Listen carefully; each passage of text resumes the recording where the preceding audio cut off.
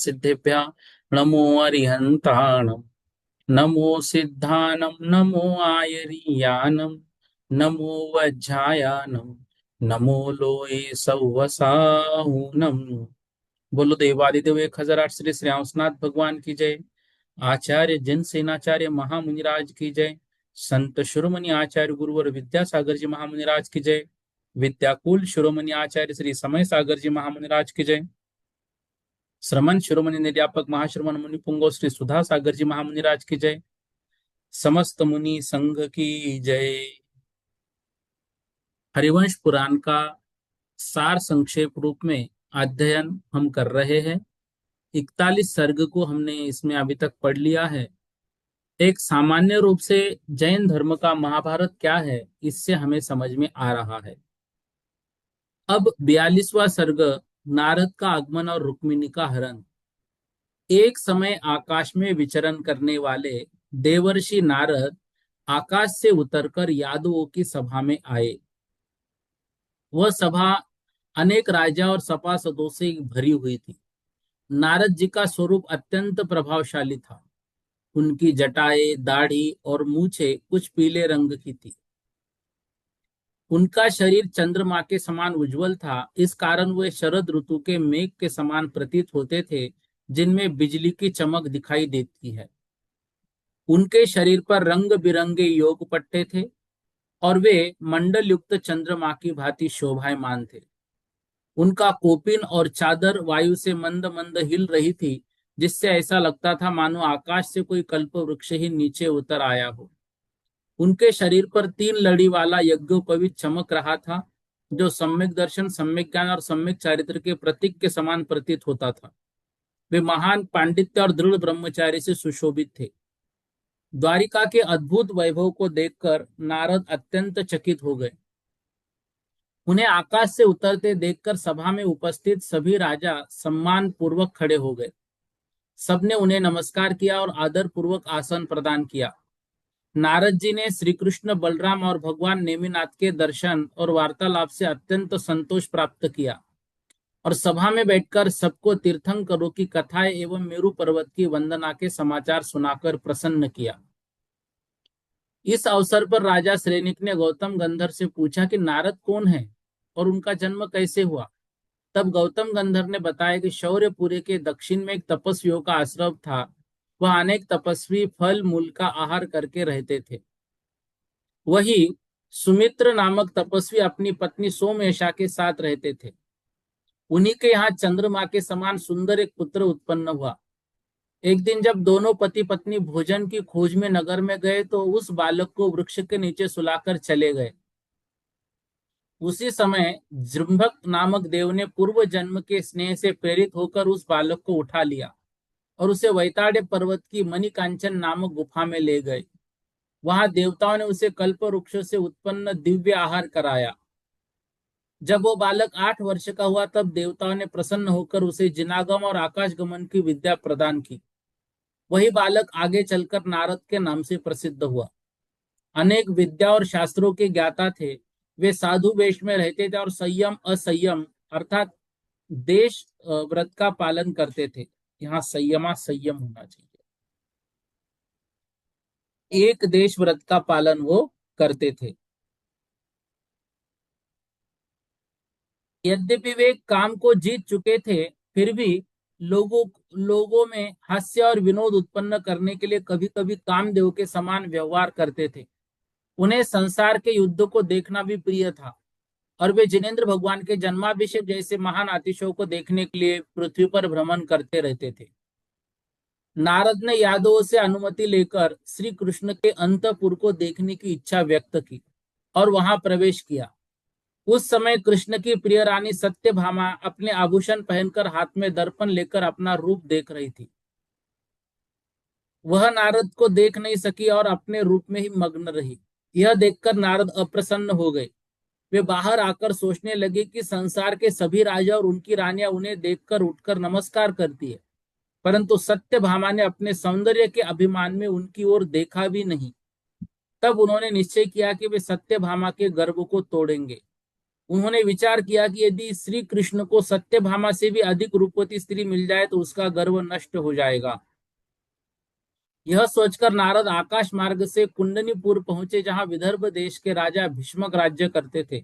उनके पुत्र का नाम रुक्मी और कन्या का नाम रुक्मिनी था। नारद ने अंतपुर में रुक्मिनी को देखा। वह अत्यंत सुंदर थी और संध्या की लालिमा से युक्त उदयकालीन सूर्य की शोभा के समान प्रतीत होती थी। ऐसा लगता था मानो तीनों लोकों में सभी उत्तम गुण, रूप और भाग्य एकत्र करके उसे बनाया गया हो।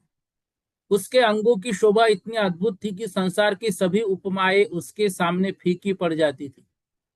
रुक्मिणी के अप्रतिम सौंदर्य को देखकर नारद अत्यंत चकित हो गए और उन्होंने निश्चय किया कि यही कन्या सत्यभामा के गर्व को तोड़ने का कारण बनेगी। रुक्मिणी ने विनम्रता से नारद को प्रणाम किया। नारद ने उसे आशीर्वाद दिया कि द्वारिका के स्वामी श्री कृष्ण उसके पति होंगे। इसके बाद जब नारद ने द्वारिका और कृष्ण के गुणों का वर्णन किया तो रुक्मिणी कृष्ण के प्रति अत्यंत अनुरक्त हो गई। नारद ने रुक्मिणी के मन में कृष्ण का चित्र अंकित कर दिया और वहां से द्वारिका चले गए। उन्होंने रुक्मिणी को चित्र दिखाया। चित्र देखकर कृष्ण अत्यंत प्रभावित हुए। उन्होंने पूछा कि यह अद्भुत रूपवती कन्या कौन है। तब नारद ने समाचार बतला दिए कि कृष्ण उसके साथ विवाह करने की इच्छा करने लगे। उधर रुक्मिणी की फुआ ने उसे बताया कि एक बार अति मुक्तक मुनि ने भविष्यवाणी की थी कि यह कन्या श्री कृष्ण की पत्नी बनेगी, किंतु उसका भाई रुक्मी उसका विवाह शिशुपाल से करना चाहता था। विवाह का समय निकट था। यह सुनकर रुक्मिणी ने निश्चय किया कि वह कृष्ण को ही पति बनाएगी। उसने एक विश्वास पात्र व्यक्ति के माध्यम से कृष्ण के पास गुप्त पत्र भेजा।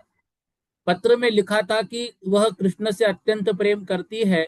यदि कृष्ण माघ शुक्ल अष्टमी को आकर उसका हरण कर ले तो उनकी पत्नी बनेगी, अन्यथा शिशुपाल से विवाह होने पर वह प्राण त्याग देगी।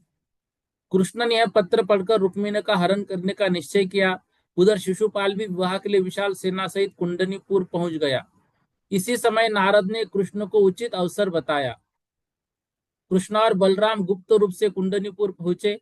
रुक्मिणी नागदेव की पूजा के बहाने नगर के बाहर उद्यान में आई हुई थी। वहां कृष्ण ने उसे देखा। दोनों के बीच पहले से प्रेम उत्पन्न उत्पन्न प्रेम उस समय और भी प्रबल हो गया। कृष्ण ने रुक्मिणी से कहा कि वे उसी के लिए आए हैं। हुआ ने भी उसे समझाया कि यह वही कृष्ण है जिनके साथ उसका विवाह नियत है। तब कृष्ण ने रुक्मिणी को अपनी भुजाओं से उठाकर रथ पर बिठा लिया और वहां से चल पड़े। रुक्मिणी के हरण का समाचार मिलते रुक्मी और शिशुपाल विशाल सेना सहित कृष्ण का पीछा करने लगे। उनके हजार उनकी सेना में हजारों रथ, हाथी, घोड़े, असंख्य पैदल सैनिक थे। युद्ध आरंभ हुआ। कृष्ण ने सिंह के समान वीरता दिखाते हुए अपने बाण से शिशुपाल का मस्तक काट लिया। बलराम ने रुक्मी को बुरी तरह पराजित कर दिया, जिससे उसके प्राण मात्र शेष रह गए। इसके बाद कृष्ण रुक्मिणी को लेकर रैवत तक गिरनार पर्वत पहुंचे। वहां विधि पूर्वक उससे विवाह किया। फिर कृष्ण और बलराम द्वारिका लौट आए। बलराम अपनी पत्नी रेवती के पास गए और कृष्ण अपनी नई वधू रुक्मिणी के साथ अपने महल में प्रवेश कर गए। देखो, गिरनार को रैवतक नाम है और उर्जयंत भी नाम है। 3 नाम आते हैं गिरनार पर्वत के। उस समय सूर्य अस्त हो गया और रात छा गई। चंद्रमा के उदय से कुमुदिनी खिल उठी और संसार में शीतलता फैल गई। यादव अपनी पत्नी के साथ चांदनी से उज्जवल महलों में आनंद पूर्वक क्रीड़ा करने लगे। कृष्ण और रुक्मिणी भी रात्रि भर क्रीड़ा करते रहे, अंत में विश्राम करने लगे। प्रातः काल मुर्गों की बांग से लोग जागने लगे। रुक्मिणी पहले जागी और कृष्ण को जगाया। तब द्वारिका नगरी में शंख, नगाड़े और संगीत की ध्वनियां गूंजने लगी और लोग अपने दैनिक कार्यों में लग गए। इस तरह से 42वां सर्ग यहाँ पर पूर्ण हुआ रुक्मिणी हरण का। फिर आगे श्री कृष्ण ने सत्यभामा के महल के समीप नाना प्रकार के संपत्तियों से युक्त तथा योग्य परिजनों से सहित एक सुंदर महल रुक्मिणी को दिया। उसके महत्तरिका द्वारपालिनी और सेवक आदि परिजनों से युक्त किया गया तथा उसके लिए अनेक प्रकार के वाहन, घोड़े, रथ और बैल प्रदान किए गए। साथ ही उसे पट्ट रानी का पद देकर उसका गौरव बढ़ाया गया, जिससे वह अत्यंत संतुष्ट हुई। उधर जब सत्यभामा को यह ज्ञात हुआ कि श्री कृष्ण ऐसी स्त्री को लाए हैं जो सभी स्त्रियों से बढ़कर है और उन्हें अत्यंत प्रिय, तब ईर्ष्या से वह युक्त होकर बड़ी धीरता से कृष्ण के साथ नाना प्रकार की क्रीड़ाओं में रमन करने लगी। एक दिन श्री कृष्ण रुक्मिणी के द्वारा उगले हुए पान को अपने वस्त्र के छोर में छिपाकर सत्यभामा के घर गए। वह पान स्वभाव से सुगंधित था और उस पर रुक्मिणी की मुख की सुगंधी ने और भी सुगंधी भर दी थी, इसलिए उस पर भ्रमरों का समूह मंडरा रहा था। सत्यभामा ने उसे किसी सुगंधित वस्तु के समान समझकर उसे ले लिया और उस पान को पीसकर अपने शरीर पर लगा लिया। यह देखकर श्री कृष्ण ने उसकी हंसी उड़ाई, जिसे सत्यभामा ईर्ष्या से भरकर अत्यंत क्रोधित हो गई। कृष्ण की चेष्टाओं से सौत के सौभाग्य का अतिशय जानकर सत्यभामा रुक्मिणी का रूप देखने के लिए उत्सुक हो उठी।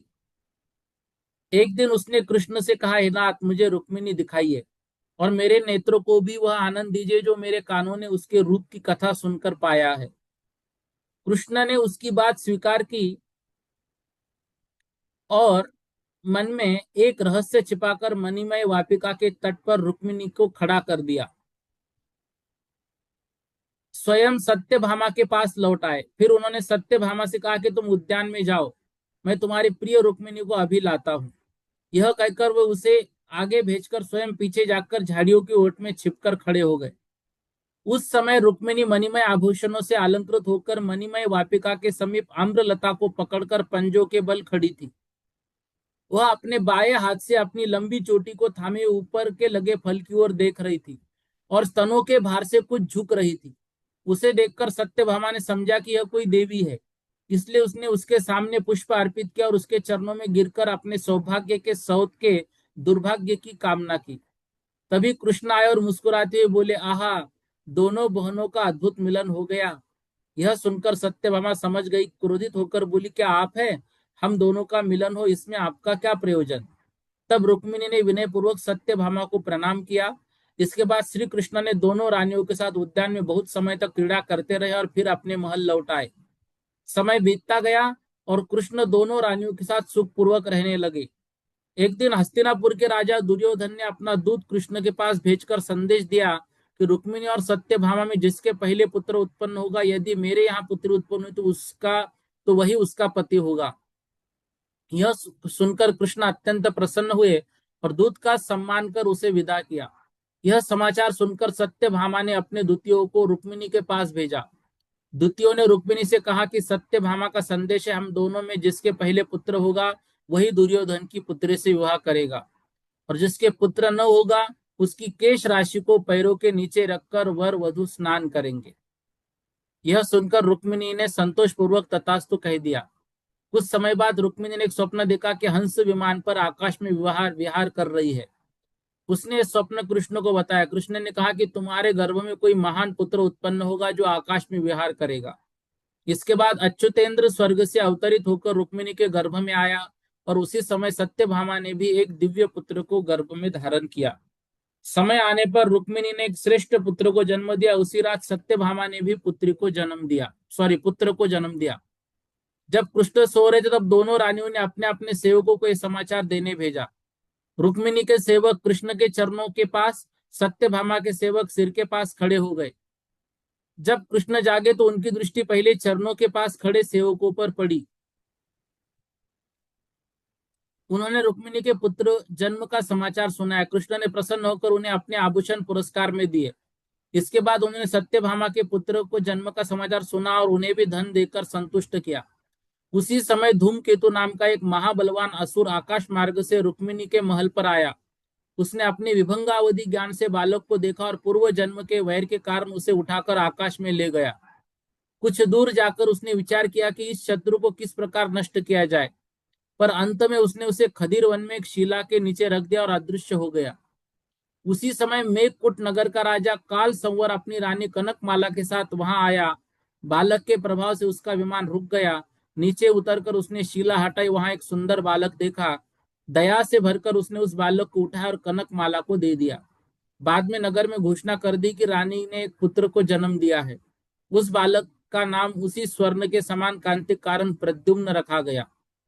उधर द्वारिका में जब रुक्मिणी ने अपने पुत्र को नहीं पाया तो विलाप करने लगी। परिवार के लोग भी रोने लगे। यह समाचार सुनकर कृष्ण और बलराम वहां आए।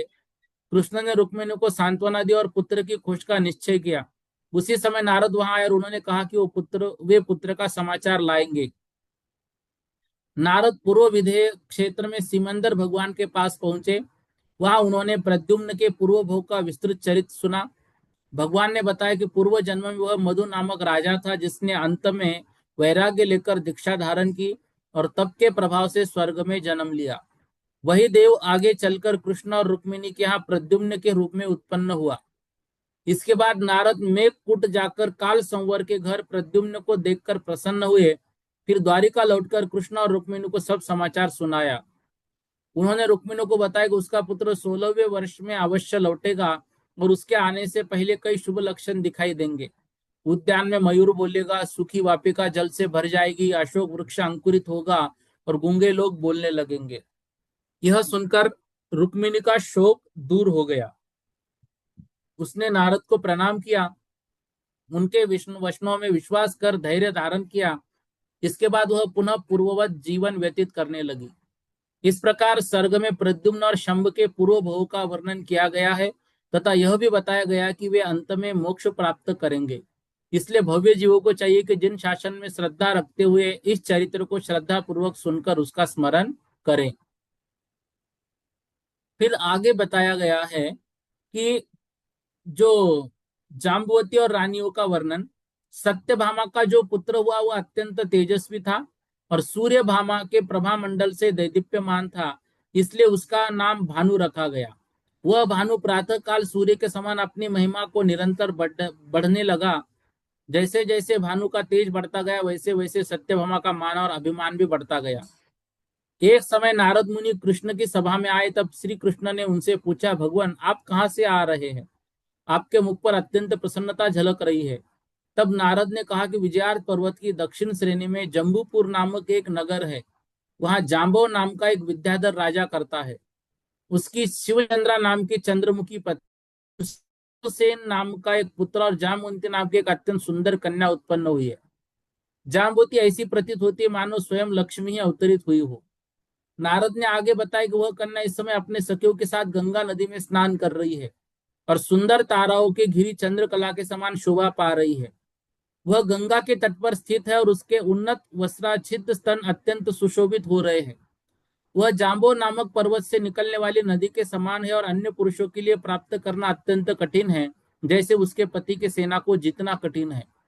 नारद के इन वचनों को सुनकर श्री कृष्ण उसी प्रकार उत्तेजित हो उठे जैसे घी डालने से अग्नि प्रज्वलित हो जाती है। वह अपनी सेना सहित तुरंत वहां पहुंचे और स्नान करते हुए जाम्बवंती को देखा। उस समय जाम्बवंती की दृष्टि भी सहसा कृष्ण पर पड़ गई। दोनों को देखकर कामदेव ने एक साथ अपने पांचों बाणों में उन्हें भेद लिया। अवसर देखकर श्री कृष्ण ने जाम्बवंती को अपनी भुजाओं से आलिंगन कर दिया और उसे अपने साथ ले आए। उसी समय उसकी सखियां जोर जोर से रोने लगी। उनका रोने का स्वर समीप शिविर तक पहुंच गया। यह सुनकर जाम्बवंती का पिता जाम्बव क्रोध से भरकर तलवार और ढाल लेकर आकाश मार्ग वहां आ पहुंचा। उसे देखकर कृष्ण की ओर से युद्ध के लिए गए अनावृष्टि ने उसे युद्ध किया और अंततः उसे पकड़कर कृष्ण के सामने प्रस्तुत किया। इस घटना से जाम्बव के मन में वैराग्य उत्पन्न होगा। उसने अपने पुत्र विश्वसेन को कृष्ण के अधीन कर दिया और स्वयं तप करने के लिए वन को चला गया। इसके बाद श्री कृष्ण जाम्बवती से विवाह करके विश्वसेन को साथ लेकर द्वारिका लौट आए। जामवंती के आने से रुक्मिणी को भी अत्यंत हर्ष हुआ, इसलिए रुक्मिणी के महल के समीप ही जामवंती के लिए सुंदर महल बनवाया। जामवंती के भाई विश्वसेन का सम्मान करके कृष्ण ने उसे उसके स्थान पर विदा कर दिया। जामवंती के साथ आनंद पूर्वक जीवन बिताने लगे। रुक्मिणी और जामवंती के बीच प्रारंभिक स्नेह था, वह समय के साथ इतना बढ़ गया कि दोनों एक दूसरे के महलों में आने जाने लगी। उनकी मित्रता अत्यंत दृढ़ हो गई। उसी समय सिहल द्वीप में श्लेक्ष्ण रोम नाम का एक बुद्धिमान राजा राज्य करता था। उसने अपने अधीन करने के लिए कृष्ण ने अपना दूत भेजा। दूत ने लौटकर बताया कि वह राजा प्रतिकूल है, पर उसकी लक्ष्मणा नाम की एक अत्यंत सुंदर कन्या सुनकर कृष्ण बलदेव के साथ वहां गए। समुद्र में स्नान करते हुए लक्ष्मणा को देखा। कृष्ण ने अपने रूप से उसका मन जीत लिया और युद्ध में उसके सेनापति द्रुमसेन को मारकर उस रूपवती लक्ष्मणा का हरण कर लिया। उसे द्वारिका लाकर कृष्ण ने विधि पूर्वक उससे विवाह किया और जामवंती के महल के समीप उसके लिए भी एक महल बनवाया। लक्ष्मणा का भाई महासेन भी कृष्ण के पास आया और सम्मान पाकर अपने देश लौट गया। इसके बाद सुराष्ट्र देश में राष्ट्रवर्धन नाम का एक राजा था, जिसकी राजधानी अजाखुरी थी। उसकी रानी विनया से नमुची नाम का एक वीर पुत्र और सुसीमा नाम की सुंदर कन्या उत्पन्न हुई। नमुची अत्यंत पराक्रमी था और अपने अभिमान में अन्य राजाओं को तुच्छ समझता था। एक दिन नमुची और उसकी बहन सुसीमा समुद्र तट पर स्नान करने आए। उसी समय नारद ने कृष्ण के समाचार दिया। कृष्ण बलदेव के साथ वहां पहुंचे और प्रभास तीर्थ के तट पर नमुची को मारकर सुसीमा का हरण कर द्वारिका ले आए। वहां लक्ष्मणा के महल के पास उसके लिए स्वर्ण महल बनाकर कृष्ण उसके साथ रहने लगे। बाद में सुसीमा के पिता राष्ट्रवर्धन ने अपनी पुत्री के लिए वस्त्राभूषण और कृष्ण के लिए अनेक उपहार भेजे। उसी समय सिंधु देश के वीरभय नगर में मेरू नाम का राजा था। उसकी पत्नी चंद्रवती से गौरी नाम की एक अत्यंत रूपवती कन्या उत्पन्न हुई। निमित्त ज्ञानी ने बताया कि यह कन्या नव्य नारायण श्री कृष्ण की पत्नी बनेगी। इसलिए राजा मेरू ने पहले कृष्ण के पास दूत भेजा, फिर गौरी को उनके पास भेज दिया। कृष्ण ने उससे विवाह कर सुसीमा के महल के समीप एक सुंदर महल प्रदान किया। उसी समय बलदेव के मामा हिरण्यनाभ अरिष्टपुरी नगर में राज्य करते थे। उनकी पत्नी श्रीकंता से पद्मावती नाम की एक अत्यंत सुंदर कन्या उत्पन्न हुई। उसका स्वयंवर होने वाला था, सुनकर बलदेव और कृष्ण वहां पहुंचे। राजा हिरण्यनाभ ने उनका उनका अत्यंत आदर किया। जब पद्मावती का स्वयंवर आरंभ हुआ तब कृष्ण ने हठपूर्वक हर लिया और युद्ध में विरोध करने वाले वीरों को परास्त कर दिया। इसके बाद विवाह करके दोनों भाई अपनी पत्नियों के साथ द्वारिका लौट आए। वहां कृष्ण ने गौरी महल के पास पद्मावती के लिए भी एक सुंदर महल बनवाया। उसी समय गांधार देश की पुष्कलावती नगरी में इंद्रगिरी नाम का राजा रहता था। उसकी पत्नी मेरु सती से हिमगिरी नाम का एक पुत्र और गांधारी नाम की एक अत्यंत सुंदर और कलाओं में निपुण कन्या उत्पन्न हुई थी। जब नारद ने कृष्ण को बताया कि गांधारी का विवाह हयपुरी के राजा सुमुख से होने वाला है, तब कृष्ण वहां पहुंचे और युद्ध में हिमगिरी को मारकर गांधारी को हरण कर लिया। गांधारी को द्वारिका लाकर कृष्ण ने उससे विवाह किया। पद्मावती के महल के समीप उसके लिए भी एक महल बनवाया। इस प्रकार श्री कृष्ण के 8 प्रमुख रानियों से युक्त होकर अत्यंत वैभव और समृद्धि से युक्त जीवन व्यतीत करने लगे। गौतम स्वामी कहते, जो भव्य जीव जिन धर्म का पालन करता है वह युद्ध में शत्रुओं के तिनकों के समान पराजित कर लेता है, उत्तम स्त्री रूपी रत्नों को सहज ही प्राप्त कर लेता है। आगे देखिएगा, इसमें बता रहे हैं प्रमुख रानियां। 45वां सर्ग कुरुवंश पांडवों की उत्पत्ति और द्रौपदी का विवाह। अथानंतर किसी दिन यादवों के भानेज महापराक्रमी राजा पांडु के पुत्र युधिष्ठिर, अर्जुन, महाबल और भीमसेन, नकुल, सहदेव पांचों पांडवों द्वारिकापुर आए। ये यादव के भांजे होना चाहिए था इसको। उसी समय महाराजा श्रेनिक ने हाथ जोड़कर गौतम गंधर से पूछा, हे भगवान, पांडु और पांडव किस वंश में उत्पन्न हुए? गौतम स्वामी ने कहा, पांडु और पांडव कुरुवंश में उत्पन्न हुए हैं। उसी वंश में शांति कुंथ और अर्य तीर्थंकर हुए हैं। हे मगधेश्वर, अब मैं प्रारंभ से लेकर चतुर्वर्ग की सेवा करने वाले कुरुवंशी राजाओं के कुछ नाम कहता हूं। कुरुजांगल देश के हस्तिनापुर नगर में श्रेयान सोमप्रभ नाम के 2 राजा हुए, जो कुरुवंश के तिलक थे। वे भगवान ऋषभ देव के समकालीन थे और दान तीर्थ के नायक थे।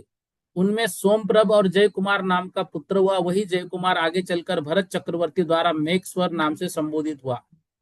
जय कुमार से कुरु, कुरु से कुरुचंद्र, कुरुचंद्र से शुभंकर, शुभंकर से धृति नामक पुत्र उत्पन्न हुए। कालक्रम में अनेक राजा हुए, धृतिदेव आदि इसमें नाम दिए हुए हैं। फिर भ्रमरघोष आदि ये नाम दिए हैं। इसी वंश में चतुर्थ चक्रवर्ती सनत कुमार हुए। उनके सुकुमार नामक पुत्र हुए। उनके बाद वर कुमार, विश्व, वैष्णेश्वर आदि। फिर विश्वसेन राजा, उनकी पत्नी एरा, उन्हीं के यहाँ 5वें चक्रवर्ती और 16वें तीर्थंकर शांतिनाथ भगवान हुए। इसके बाद नारायण, नरहरि, प्रशांति आदि। इसी वंश के आगे चलकर सूर्य नामक राजा हुए, जिनकी पत्नी श्रीमती थी। उनके यहाँ कुंथुनाथ भगवान उत्पन्न हुए, जो तीर्थंकर चक्रवर्ती दोनों थे। आगे चलकर सुदर्शन नामक राजा हुए, जिनकी पत्नी मित्रा थी। उन्हीं से 7वें चक्रवर्ती 18वें तीर्थंकर भगवान अरहनाथ हुए। उनके बाद सुचारु, चारु, चारुरूप, चारपन आदि राजा हुए। आगे पद्मसाल, शुभम, पद्मरथ, उनके बाद महापद्म चक्रवर्ती, विष्णु पद्म, दो पुत्र। इसी वंश में सुपद्म, पद्मदेव, कुलकीर्ति, सुकीर्ति, वसुकीर्ति आदि ये नाम इसमें दिए हुए हैं। ये शंतनु आदि राजा हुए। शंतनु के वंश में धृतराज हुए। उनकी तीन रानियां थी, अंबिका, अंबालिका और अंबा। अंबिका से धृतराष्ट्र, अंबालिका से पांडु और अंबा से विदुर उत्पन्न हुए। भीष्म भी इसी वंश में उत्पन्न हुए थे। धृतराष्ट्र के दुर्योधन आदि 100 पुत्र थे। राजा पांडु की पत्नी कुंती थी। पांडु ने कन्या अवस्था में उससे गंधर्व विवाह किया, जिससे कर्ण उत्पन्न हुए। बाद में विवाह के पश्चात युधिष्ठिर, अर्जुन, भीमसेन उत्पन्न हुए। पांडु की दूसरी पत्नी माद्री से नकुल और सहदेव उत्पन्न हुए। ये पांचों पांडु के पुत्र पांडव कहलाए। जब पांडु और माद्री स्वर्गवासी हुए, तब पांडव और दुर्योधन आदि कौरव राज्य को लेकर विरोधी हो गए। भीष्म, विदुर, द्रोण, शकुनी आदि ने मध्यस्थ होकर राज्य को दो भागों में बांट दिया। एक भाग पांडवों को, दूसरा भाग कौरवों को मिला। दुर्योधन की कर्ण से गहरी मित्रता हो गई। वह जरासंध से मेल करने लगा। द्रोणाचार्य धनुर्विद्या में अत्यंत निपुण थे और वे दोनों पक्षों को समान रूप से शिक्षा देते थे। द्रोणाचार्य की वंश परंपरा भार्गवाचार्य से चली थी। आत्रेय, कौथुमी, अमरावर्त, शीत, वामदेव, कपिलिष्ट, जगस्थामा, सरवर, शरासन, रावण, विद्रावन और अंत में द्रोणाचार्य। द्रोणाचार्य की पत्नी अश्विनी से अश्वत्थामा नाम का पुत्र हुआ, जो महान धनुर्धर था और युद्ध में अर्जुन ही उसका प्रतिस्पर्धी था। अब देखो, हमारे जैन धर्म में कर्ण की उत्पत्ति पांडु से ही बताई है। मतलब सूर्य से कैसे पुत्र होगा, तो पांडु से भी हुई। कब? जब वो उन्होंने गंधर्व विवाह कर लिया था कन्या अवस्था में। लेकिन पांडु कहीं चले गए, वो भी आगे कथा आएगी, इसलिए उनको कर्ण को भी छोड़ना पड़ा। समय बीतने पर कौरवों को लगा कि 5 पांडव आधे राज्य को भोग कर रहे हैं, जबकि हम 100 भाई केवल आधे राज्य के अधिकारी हैं। इससे विवाद बढ़ने लगा। युधिष्ठिर शांत प्रिय थे, इसलिए उन्होंने ध्यान नहीं दिया, पर भीम, अर्जुन, नकुल, सहदेव क्रोधित हो उठे। युधिष्ठिर ने उन्हें शांत किया। कुछ समय बाद कौरवों ने रात्रि में पांडवों के घर में आग लगवा दी, परंतु पांडव सुरंग मार्ग से माता कुंती सहित बचकर निकल गए। जनता को जब ये समाचार मिला तो दुर्योधन के प्रति अत्यंत क्रोध उत्पन्न हुआ। पांडव गंगा पार कर ब्राह्मणों का वेश धारण कर पूर्व दिशा की ओर चले। वे कौशिक नगर में पहुंचे, जहां वर्ण नाम का राजा था। उसकी पुत्री कुसुम कोमला ने युधिष्ठिर को देखकर मन ही मन उन्हें पति के रूप में स्वीकार कर लिया। पांडव आगे बढ़ते तपोवन में पहुंचे। वहां वसुंधरपुर के राजा विद्वन सेन ने पुत्री वसंत सुंदरी तपस्या कर रही थी। उसे पहले ही युधिष्ठिर के लिए निश्चित किया गया था, पर उनके मृत्यु का समाचार से दुखी होकर वह तप कर रही थी। कुंती और युधिष्ठिर ने उसे धैर्य दिया। पांडव आगे बढ़कर अनेक नगरों में गए। एक नगर में भीम ने भृंग राक्षस नामक नरभक्षी राक्षस का वध कर लोगों को भय से मुक्त किया। फिर त्रिशृंग नगर में पहुंचे। वहां प्रचंड वाहन नाम का राजा था, जिसकी 10 पुत्रियां थी, गुणप्रभा, सुप्रभा आदि। ये सभी युधिष्ठिर को समर्पित की जा चुकी थी। आगे चलकर वे चंपापुरी पहुंचे, वहां जहां कर्ण राज्य करते थे। वहां भीम ने एक मदोन्मत्त हाथी को वश में किया, जिससे कर्ण को क्षोभ हुआ। फिर वे वैदिशपुर पहुंचे, जहां राजा वृषध्वज की पुत्री दिशानंदा थी। राजा ने उसे भीम को देने का प्रस्ताव रखा। भीम ने स्वीकार नहीं किया। इसके बाद पांडव विद्यांचल पहुंचे, जहां सिंहघोष नाम का राजा रहता था, जिसकी पुत्री हृदय सुंदरी थी।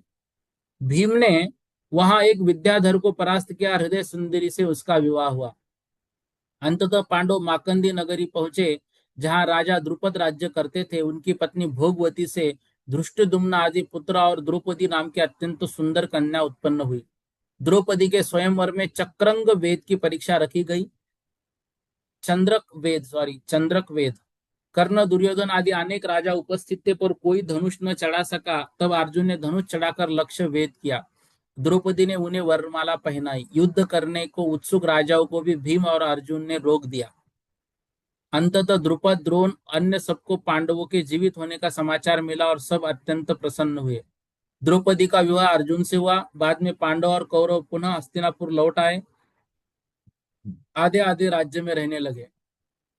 युधिष्ठिर और भीम ने उन कन्याओं से विवाह किया, जिन्हें उन्होंने अब पहले आश्वासन दिया था। द्रौपदी अर्जुन की पत्नी थी। युधिष्ठिर और भीम उसे बहू के समान मानते थे, तथा नकुल और सहदेव उसे माता के समान सम्मान देते थे। गौतम स्वामी कहते कि जो लोग महापुरुषों की निंदा करते हैं वो भारी पाप के भागी होते हैं। दूसरों के दोष कहना भी पाप है, दोष है ही नहीं उसका आरोप करना तो और भी बड़ा पाप है।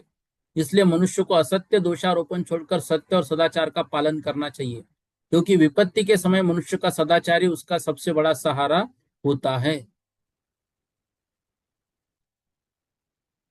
आगे कह रहे हैं,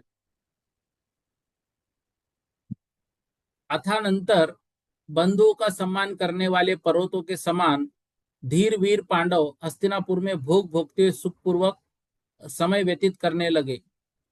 पांडव अपनी उत्कृष्ट विभूति से प्रतिदिन उन्नति को प्राप्त हो रहे थे, यह देखकर कौरव पुनः मर्यादा से विचलित हो गए।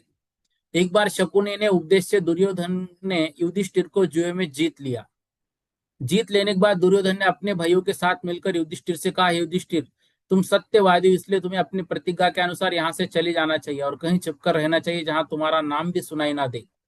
दुर्योधन की बात सुनकर भीमसेन आदि भाइयों में अत्यंत क्रोध आया, परंतु युधिष्ठिर ने उन्हें शांत किया और 12 वर्ष के लिए राज्य त्याग कर हस्तिनापुर से बाहर निकल गए। जिस प्रकार चांदनी चंद्रमा के पीछे चलती, उसी प्रकार प्रेम से भरी द्रौपदी अर्जुन के पीछे पीछे चलने लगी।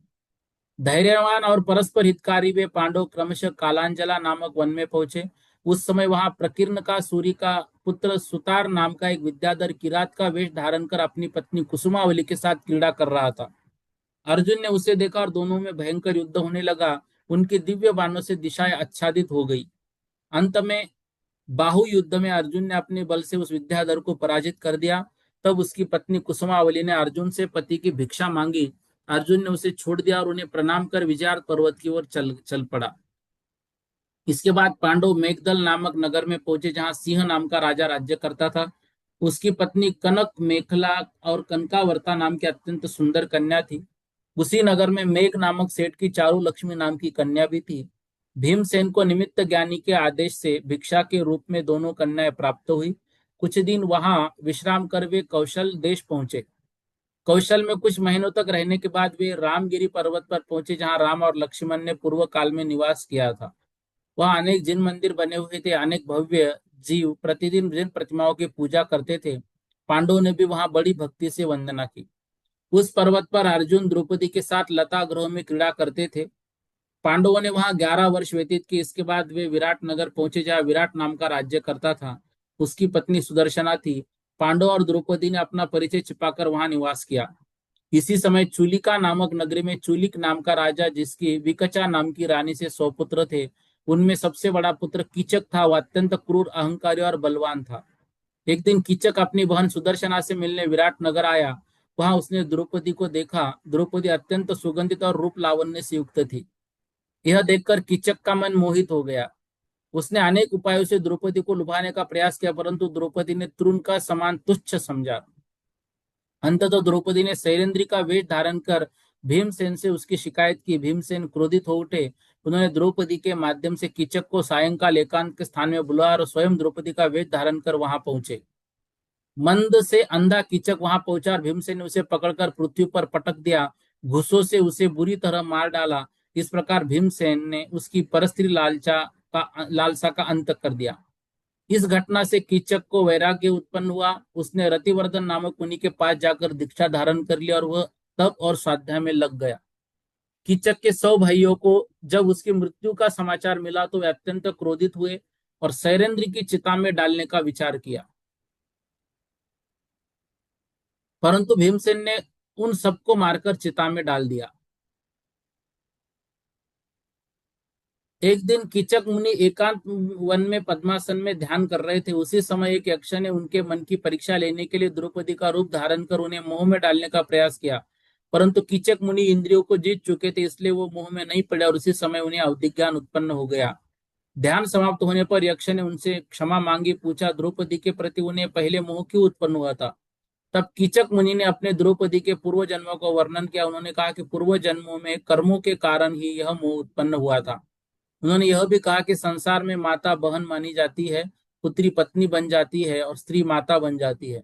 इस प्रकार जीवों के संबंध निरंतर बदलते रहते हैं।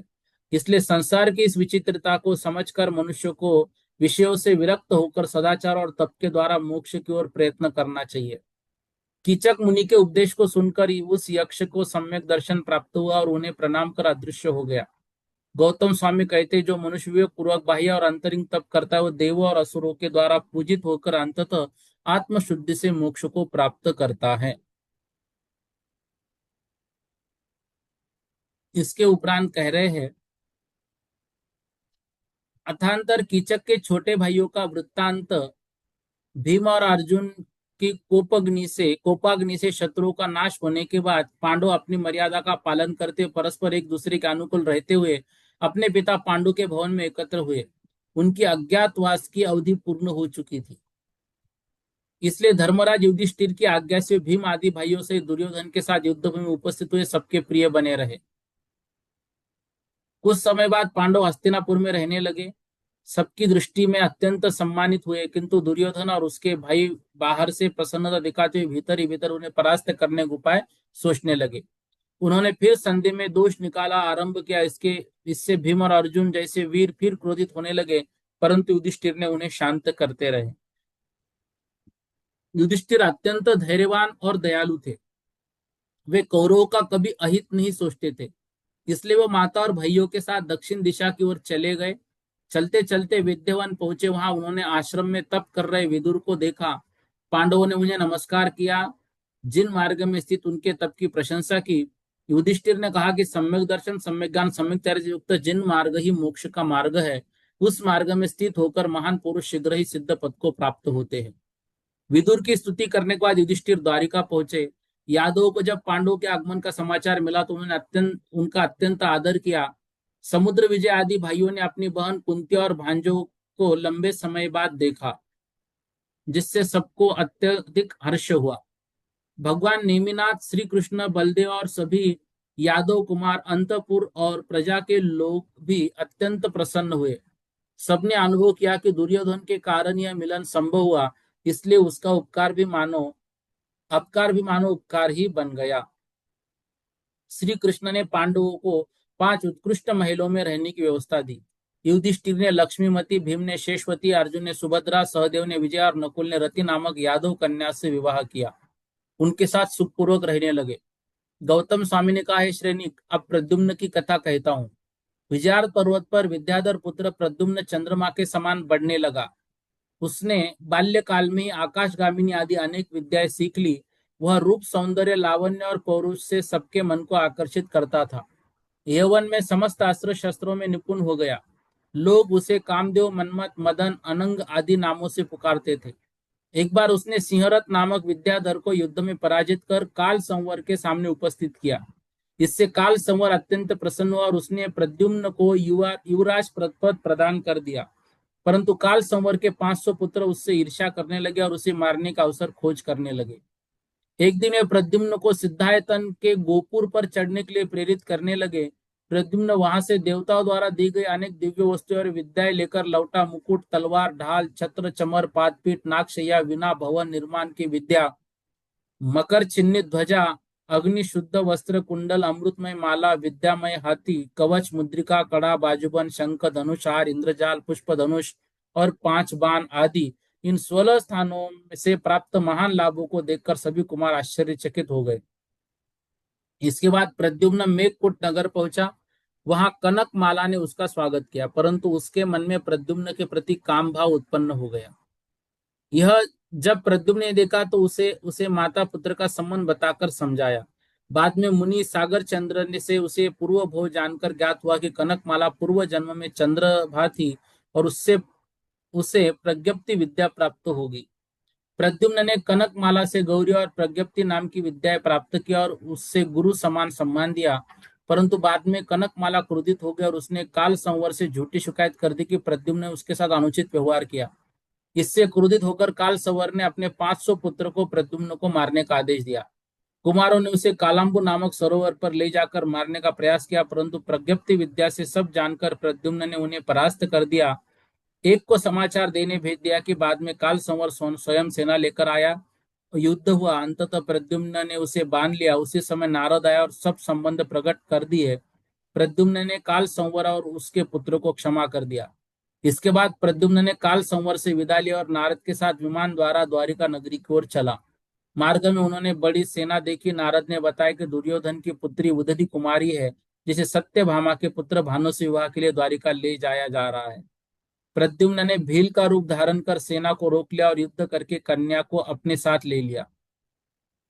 द्वारिका पहुंचकर उसने भानु कुमार के साथ अनेक मायावी क्रीड़ाएं की, घोड़े से उसे तंग किया, सत्यभामा के उपवन को उजाड़ा, नगर में उपद्रव किया और लोगों को आश्चर्य में डाल दिया। वह ब्राह्मण, क्षुल्लक, वृद्ध आदि अनेक रूप धारण कर क्रीड़ाएं करता रहा। उधर रुक्मिणी को पुत्र के आगमन के लक्षण दिखाई देने लगे। उसके स्तनों से दूध बहने लगा। उससे कहा कि कहीं उसका पुत्र प्रद्युम्न ही तो नहीं आया। उसी समय प्रद्युम्न अपने असली रूप में प्रकट हुआ और माता को प्रणाम किया। रुक्मिणी आनंद से भर उठी और उसे आलिंगन कर रोने लगी। प्रद्युम्न ने माता को अपनी बाल क्रीड़ाएं दिखाई। कभी शिशु बनकर अंगूठा चूसने लगा, कभी दूध पीने लगा, कभी रेंगने लगा, कभी तोतली बोली बोलने लगा। फिर अपने वास्तविक रूप में आकर उसने रुक्मिणी को आकाश में उठाकर कहा कि यदि शक्ति हो तो यादव उसकी रक्षा करे। इससे यादव सेना युद्ध के लिए तैयार हुई और कृष्ण स्वयं उससे युद्ध करने लगे। दोनों में भीषण युद्ध हुआ। अंत में नारद ने आकर पिता पुत्र का संबंध प्रकट किया और युद्ध रोक दिया। कृष्ण ने प्रसन्न होकर प्रद्युम्न को आलिंगन किया और आशीर्वाद दिया। प्रद्युम्न ने माया से सोई हुई सेना को जगाया, सबके साथ द्वारिका में प्रवेश किया। रुक्मिणी और जानवंती ने पुत्र प्राप्ति पर महान उत्सव मनाया। इसके बाद प्रद्युम्न ने उदती कुमारी और आदि अनेक कन्याओं से विधि पूर्वक विवाह किया, उनके साथ सुख पूर्वक रहने लगा। इस तरह से आज इतना हम पढ़ लेते हैं।